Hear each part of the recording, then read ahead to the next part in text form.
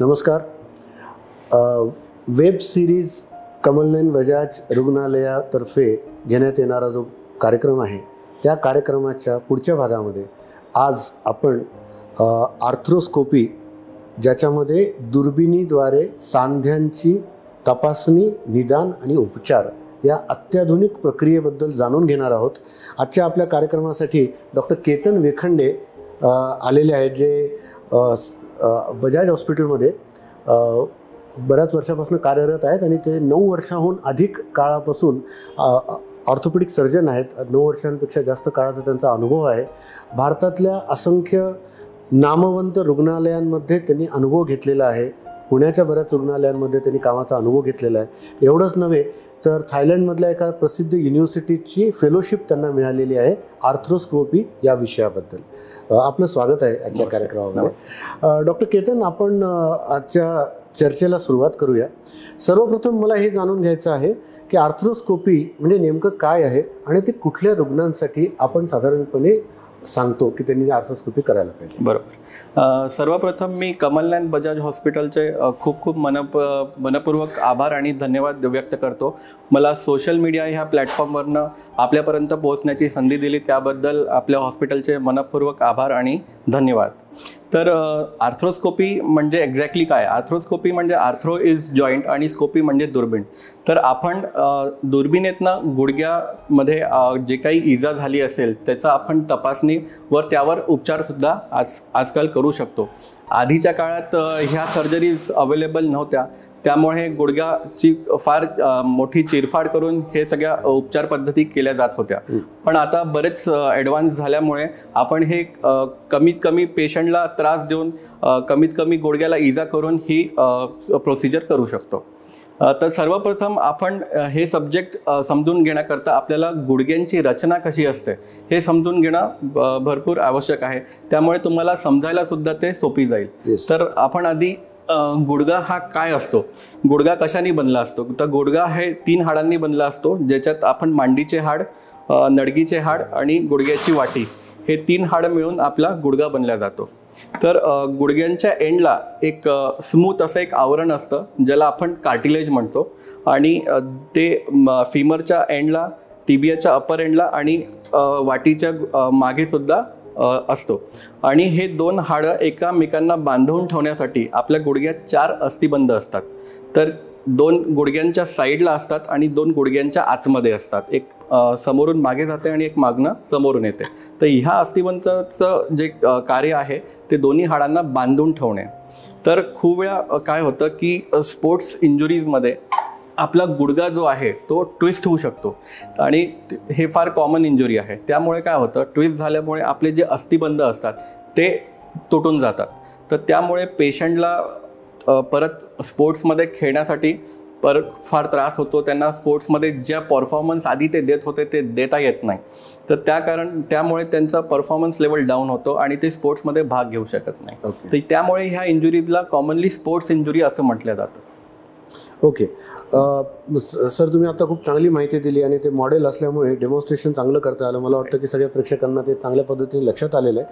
तर थोडक्यात primarily sports injuries किंवा अस्थिबंध, लिगामेंट इंजुरी जर असतील नी जॉईंटमध्ये तर त्याच्यासाठी आर्थ्रोस्कोपी हा खूप चांगली उपचार पद्धती. आणि जसं आपल्याला माहिती आहे कमलनयन बजाज हे संपूर्ण हॉस्पिटल आहे आणि सर्व प्रकारच्या सुविधा इथे उपलब्ध आहेत. तशीच आर्थ्रोस्कोपीची पण सुविधा आपल्याकडे उपलब्ध आहे. मला सांगा डॉक्टर केतन की या आर्थ्रोस्कोपी किंवा दुर्बिणीद्वारे तपासणी आणि उपचार, निदान या प्रक्रियेचे फायदे काय आहेत? आपल्याला एक कन्व्हेन्शनल सर्जरी माहिती आहे की ऑपरेशन म्हणजे काय करावं लागतं, शल्य चिकित्सा किंवा शस्त्रक्रिया करावी लागते.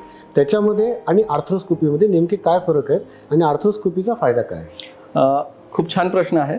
आर्थ्रोस्कोपी आपण एक सर्जरी म्हणणे हे एक चुकीचं ठरेल मला वाटतं. ही एक प्रोसिजर, एक लहान प्रोसिजर म्हणता येईल बेसिकली. कारण की याच्यामध्ये आपण आजकाल असं गुडघा ओपन करत नाही. हे आपण खूप कमी म्हणजे 1 सेंटीमीटरचा चिरा देऊन आपण गुडघ्याची तपासणी व उपचार करू शकतो.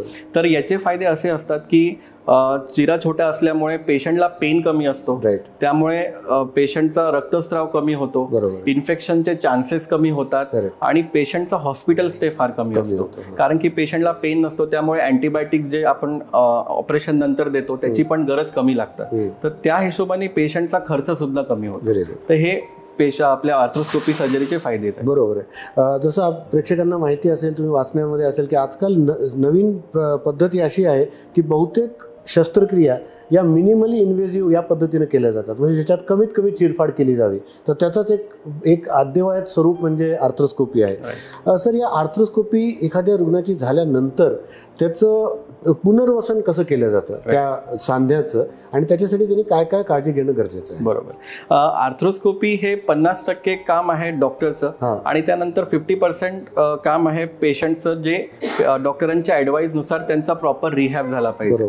तर जेवढं सर्जरी इम्पॉर्टंट आहे तेवढंच मला वाटतं की रिहॅब सुद्धा इम्पॉर्टंट आहे. तर डॉक्टरांच्या सल्ल्याने व्यवस्थित म्हणजे काय व्यायाम केले पाहिजे, किती आठवड्यांनी किती आपल्याला व्यायाम वाढवायचे आहेत, आणि स्ट्रेंथनिंग कसं करायचं आहे, यावर ह्या सर्जरीचा जे आपण म्हणतो की त्याचा सक्सेस ठरतो, त्याचं यश त्याच्यावर अवलंबून असतं. Very good. दुसरं असं बरेचदा आढळून येतं की रुग्णांना असं सांगितलं जातं की गुडघ्यांमध्ये वेदना आहेत, इंजुरी झालेली आहे, मार लागलेला आहे, तर त्याच्यासाठी तुम्ही आर्थ्रोस्कोपी करून घ्या.